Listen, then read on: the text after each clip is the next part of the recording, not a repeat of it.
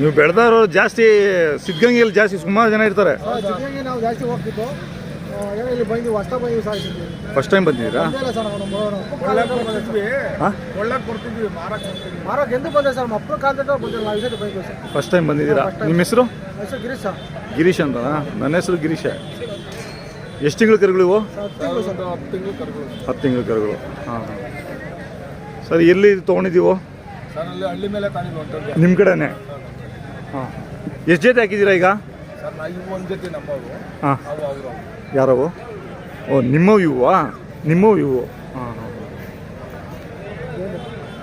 ಇವೇನು ಹೇಳ್ತೀರಾ ಸರ್? ನೀವು ಎಷ್ಟು ಹೇಳ್ತೀರಾ ಅಂದ್ರಿ? 85. ಹಾಂ, 185. ಸರ್, ಕೈ ತಿಂಡಿ ಏನು ಕೊಡ್ತಾಯಿದ್ದೀರಾ? ಹಾಂ ಹಾಂ. ಇವಾಗ ಇಲ್ಲಿ ಮಾರಿದ್ರು ಪರವಾಗಿಲ್ಲ, ಇಲ್ಲ ಸಿದ್ಧಗಂಗಿಗೆ ಮಾಡ್ತೀರಾ? ಸಿದ್ಧಗಂಗಿಗೆ ಒಂದು ಜೊತೆ ಇರಲೇಬೇಕು. ಹಾಂ ಹಾಂ. ಮನೆ ಎಷ್ಟು ಜಾತ್ರೆ ಮಾಡ್ತೀರಾ?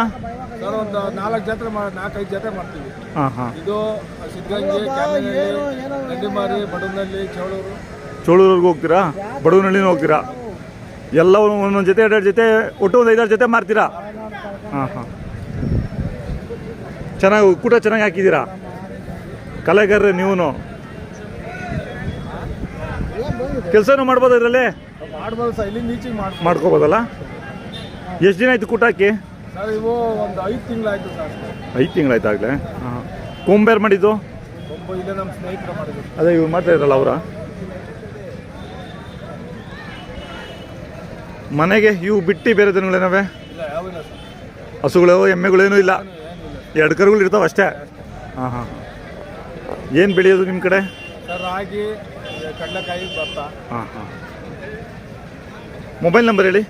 8078457565. ನಿಮ್ಮದು ಹೇಳಿ ನಂಬರು.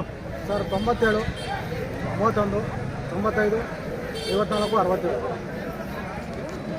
ನಾವು ರೈತರೇ.